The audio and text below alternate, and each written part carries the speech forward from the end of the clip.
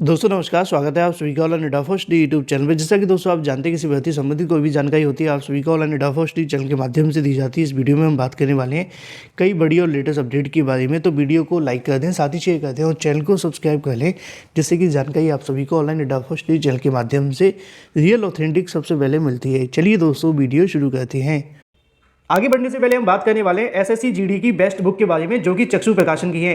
अगर आप SSC GD में एक सीट लेना चाहते हैं तो चक्षु प्रकाशन की बेस्ट बुक परचेस करना बिल्कुल ना भूलें, जिसमें आपको मिलते हैं 2800 से ज़्यादा क्वेश्चन, 3 प्रीवियस ईयर पेपर, 100% आपके सिलेबस पर आधारित, साथ ही बेस्ट क्वालिटी के साथ। ये आपको स्टडी गाइड देखने के लिए मिलती है, जिससे कि आप जो भी पढ़ें थ्योरी के साथ पढ़ें और हमेशा थ्योरी के साथ पढ़ा हुआ याद भी रहता है। साथ ही इस बुक के अंदर आपको मिलता है चैप्टर वाइज थ्योरी और साथ ही चैप्टर वाइज क्वेश्चन भी, और सभी क्वेश्चन की सटीक उत्तरमाला, साथ ही उत्तरमाला के साथ आपको देखने के लिए मिलते हैं व्याख्यात्मक उत्तर, जिससे कि आपका आंसर कभी गलत ना हो, डिटेल के साथ आपको याद भी हो। जैसा कि आप स्क्रीन पर देख पा रहे हैं, सभी क्वेश्चन और क्वेश्चन के आंसर के साथ उत्तरमाला भी आपके सामने है। और अपनी प्रिपरेशन को और बेहतर बनाने के लिए आप परचेस कर सकते हैं एसएससी जीडी की गाइड के साथ एसएससी जीडी के लिए चक्षु प्रकाशन का प्रैक्टिस सेट। इन सभी का लिंक आपको वीडियो की डिस्क्रिप्शन में दिया गया है। इनको अगर आप चाहें तो अमेजॉन या फ्लिपकार्ट से परचेस कर सकते हैं। ज़्यादा जानकारी के लिए लिंक वीडियो की डिस्क्रिप्शन में है, या फिर अपने नज़दीकी स्टोर से भी जाकर इसको ले सकते हैं। शुरुआत करते हैं सबसे पहली अपडेट के बारे में। जैसा कि दोस्तों आप सभी जानते हैं कि कल की तारीख में एक मामला लगा हुआ था। वो मामला संबंधित था उत्तर प्रदेश के अंदर प्राथमिक शिक्षक भर्ती से बीएड को बहाल करने के संबंध में। प्राथमिक शिक्षक भर्ती से बीएड को बहाल करने के लिए याचिका सुप्रीम कोर्ट में लगी हुई थी और उसको लेकर कल की तारीख में जो सुनवाई है वो खत्म हो गई थी। मैंने आपको बताया भी था कि अब प्राथमिक शिक्षक भर्ती को लेकर ज़्यादा इंतजार आपको नहीं करना पड़ेगा बीएड बनाम बीटीसी के मामले के लिए, क्योंकि सुप्रीम कोर्ट के माध्यम से भी इस मुद्दे में दिलचस्पी दिखाई जा रही है और वो जल्द से जल्द इस मामले को क्लियर करना चाहते हैं। इसीलिए जब कल की तारीख में इस मामले को लेकर सुनवाई देखने के लिए मिली तो यहाँ पे भी आप सभी के सामने लिखा हुआ है कि बीएसटीसी बनाम बीएड मामले को लेकर सुप्रीम कोर्ट में सुनवाई हुई। आज अगर बात की है जस्टिस अनिरुद्ध बोस जी के माध्यम से, उनकी खंडपीठ में कुछ पार्टियों के मामले को लेकर जो नोटिस है वो नहीं किए गए थे, मतलब सर्व नहीं किए गए थे, जिसके चलते इन मामलों के लिए जो नोटिस है वो सर्व करने की बात की गई है। साथ ही अगली जो सुनवाई है 24 नवंबर की लगा दी गई है। सुप्रीम कोर्ट के अंदर जब आसपास की डेट लगना शुरू हो जाए तो आप समझ लीजिए कि अब ये मामला अंतिम चरण में आ चुका है। उसी के संबंध में यहाँ पे भी आप सभी को फिर से देखने के लिए मिलेगा, कोर्ट ने इस मुद्दे के लिए हर बार सुनवाई के लिए फाइनल डिस्पोजल लगाया जा रहा है, लेकिन कुछ ऐसे प्रोसेस होते हैं जिनको फॉलो करना होता है। सभी पार्टियों को नोटिस भेजने होते हैं और जब तक सबको नोटिस नहीं मिलेंगे तो अपनी जो पक्ष रखने वाले हैं उनको मौका नहीं मिलेगा बोलने का। इसी वजह से अब इस मुद्दे की जो अगली तारीख है वो 24 नवंबर 2022 लगा दी है। अब देखना ये होगा कि 24 नवंबर 2022 को इस मुद्दे पर क्या होता है। बात कर लेते हैं अपनी अगली अपडेट के बारे में, जो कि संबंधित है कल की तारीख में हुई परीक्षा को लेकर। एसएससी के माध्यम से कल की तारीख में परीक्षा देखने के लिए मिली। उस परीक्षा के अंदर लगभग 41.26% अभ्यर्थियों के माध्यम से उस परीक्षा को छोड़ दिया गया। लिखा हुआ है कि 14 से लेकर 16 नवंबर तक 3 पालियों परीक्षा देखने के लिए मिलती है। इसी बीच अगर बात की जाए परीक्षा के लिए छोड़ने वालों की संख्या लगभग 42% के समथिंग देखने के लिए मिली है। तो वहीं दूसरी तरफ और भी तमाम जानकारी। बढ़ते हैं अपनी अगली अपडेट की तरफ, जो कि संबंधित है उत्तर प्रदेश के अंदर लगभग 1 लाख नौकरियों के बारे में। सीएम योगी के माध्यम से इस मुद्दे को लेकर जो मंजूरी है वो भी दी गई है। इसके बारे में खुद मुख्यमंत्री योगी के माध्यम से बताया गया कि आने वाले समय के अंदर लगभग 1 लाख नई नौकरियां आपको देखने के लिए मिलेंगी और इनके लिए उनके माध्यम से कल की तारीख में कैबिनेट की बैठक की तरफ से इसको प्रस्ताव को मंजूरी भी दे दी गई है। जैसा कि आप सभी को इमेजेस के माध्यम से देखने के लिए मिलेगा, नीचे लिखा हुआ है कि लोक भवन के अंदर कैबिनेट की बैठक की अध्यक्षता करते मुख्यमंत्री योगी। कल की तारीख में कैबिनेट बैठक देखने के लिए मिली थी और इस कैबिनेट बैठक के अंदर कई मुद्दों को लेकर यहाँ से चर्चाएं देखने के लिए मिली, लेकिन जो काम की बात है वो आप सभी के सामने यहाँ से लिखी हुई है। अगर बात की जाए प्रदेश के अंदर अगले 5 सालों में सूचना प्रौद्योगिकी मतलब कि आईटी एवं सूचना प्रौद्योगिकी जनित सेवा, जिसको आईटीएस कहते हैं, उनसे जुड़े उद्योगों को 5,000 करोड़ का निवेश किया जाएगा। साथ ही कहना यह है कि हर मंडल में आईटी पार्क खुलेंगे और 1 लाख युवाओं को रोजगार भी देखने के लिए मिलेगा। मतलब लगभग 1 लाख से ज़्यादा नए युवाओं को यहाँ से रोजगार देने की जो बात है वो की गई है। इन क्षेत्रों में न्यूनतम 5 करोड़ रुपए से निवेश पर 10% की सब्सिडी भी दी जाएगी। इसकी अधिकतम सीमा 50 करोड़ रुपए देखने के लिए मिलेगी। इसके अलावा और भी बहुत सारी इसके बारे में जानकारी दी गई है, जिसको लेकर नीचे लिखा है कि योगी की कैबिनेट बैठक ने बुधवार को हुई बैठक के अंदर इस सूचना प्रौद्योगिकी एवं सूचना जनित नीति 2022 को जो मंजूरी है वो दे दी गई है, जिससे लगभग 1 लाख नई नौकरियों का रास्ता साफ होगा। बात कर लेते हैं अपनी अगली अपडेट के बारे में, जो कि संबंधित है टीजीटी पीजीटी 2022 के लिए। टीजीटी पीजीटी 2022 के एग्ज़ाम के बारे में बहुत सारी जानकारी आप सभी के बीच आ रही है। पहले कहीं ना कहीं टीजीटी पीजीटी परीक्षा लटकती हुई दिखाई दे रही थी, क्योंकि टीजीटी पीजीटी को लेकर चयन बोर्ड के पास में पर्याप्त सदस्य नहीं थे। अब सदस्य न होने के चलते परीक्षा को करवा नहीं पा रहे थे।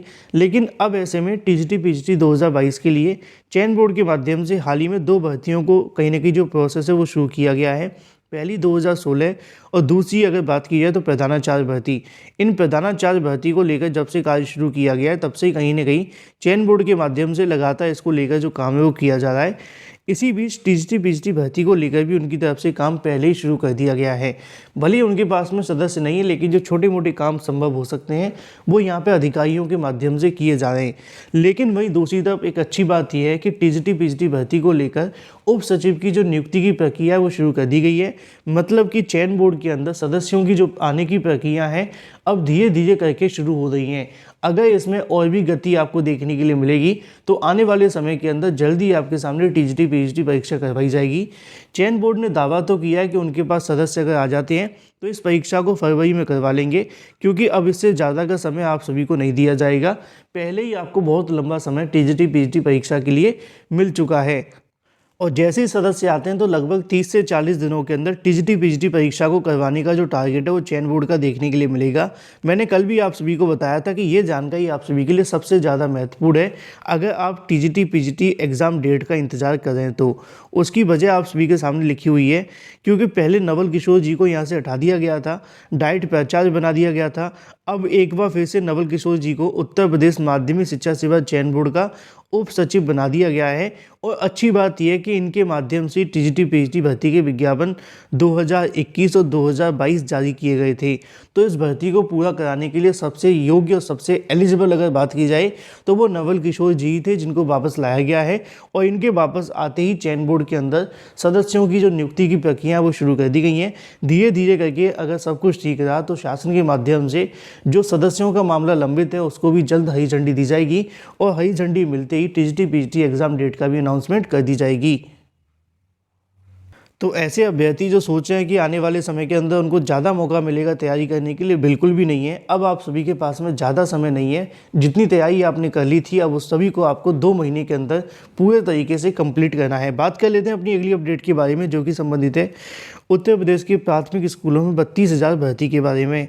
दोस्तों कल दोपहर को मैंने एक वीडियो बनाया था, उसमें आपको जानकारी दी थी कि उत्तर प्रदेश की अगर बात कीजिए जूनियर स्कूलों में, जिनको 6 to 8 के नाम से हम जानते हैं, लगातार उसके अंदर शिक्षकों के पद खाली हैं। 12 साल से शिक्षकों की तैनाती नहीं हो पा रही है। उसकी वजह भी आप जानते हैं, उसकी वजह ये है कि यहाँ से सीधी भर्ती नहीं करवाई जाती हैं। प्रमोशन का यहाँ से प्रावधान किया गया है, लेकिन ना तो प्रमोशन किए जा रहे हैं और ना ही सीधी भर्ती हो रही हैं। और इसके चलते कहीं ना कहीं जो 6 to 8 के विद्यालय हैं उनके अंदर शिक्षकों की भारी संख्या में कमी देखने के लिए मिलती है। तो वहीं दूसरी तरफ अगर बात की जाए 32,000 भर्ती को लेकर, तो यहाँ पे आपको देखने के लिए मिलेगा कि 32,022 अनुदेशक भर्ती का जो मामला है उसको लेकर फिर से हाईकोर्ट में सुनवाई देखने के लिए मिलेगी। लिखा हुआ है कि बेसिक शिक्षा परिषद के 45,000 से अधिक उच्च प्राथमिक स्कूलों में शारीरिक शिक्षा विषय के 32,000 अंशकालिक अनुदेशकों की भर्ती का विवाद सुप्रीम कोर्ट ने 3.25 साल बाद वापस भेज दिया है हाईकोर्ट। मतलब सुप्रीम कोर्ट ने भी कोई फैसला नहीं किया है, उनकी तरफ से अब मामला हाई कोर्ट भेज दिया गया है। नीचे लिखा हुआ है कि 10 नवंबर के आदेश में सर्वोच्च न्यायालय ने अनुदेशक भर्ती को निरस्त करने की यूपी सरकार के फैसले में कोई टिप्पणी करने से इनकार कर दिया है।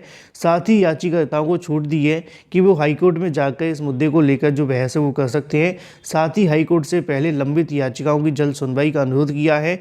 19 सितंबर 2016 को तत्कालीन सपा सरकार ने शारीरिक शिक्षा और खेलकूद के 32,022 अंशकालिक अनुदेशक की जो भर्ती है वो की थी। इसको लेकर सरकार ने मांग की थी कि 32,000 भर्ती को रद्द कर दिया जाए, लेकिन सुप्रीम कोर्ट ने कोई भी टिप्पणी न करते हुए अब ये मामला दोबारा से हाई कोर्ट भेज दिया है। नीचे लिखा हुआ है कि उर्दू के शिक्षकों का मामला भी सुप्रीम कोर्ट भेजा गया है। सर्वोच्च न्यायालय ने परिषदीय प्राथमिक स्कूलों में उर्दू विषय के 4,000 से अधिक सहायक अध्यापकों की भर्ती का मामला भी लौटा दिया है। 2017 के चुनाव से ठीक पहले उर्दू शिक्षकों की भर्ती की गई थी। हालांकि सत्ता परिवर्तन के बाद से 23 मार्च 2017 को भर्ती पर रोक लगा दी गई थी।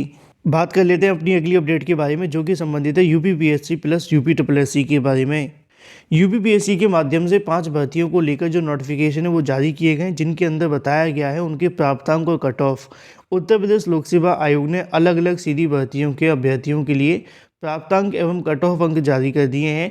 इसमें जिला पंचायत विभाग, इंजीनियर, यूपी डायरेक्टरेट ऑफ, अगर बात की जाए एडमिनिस्ट्रेटिव रिफॉर्म्स के बारे में लिखा है। साथ ही अगर बात की जाए शोध अधिकारी, डायरेक्टरेट ऑफ राष्ट्रीय कैडेट कोर के बारे में भी लिखा है। इसके साथ ही एग्जीक्यूटिव ऑफिसर और town and country planning department के बारे में।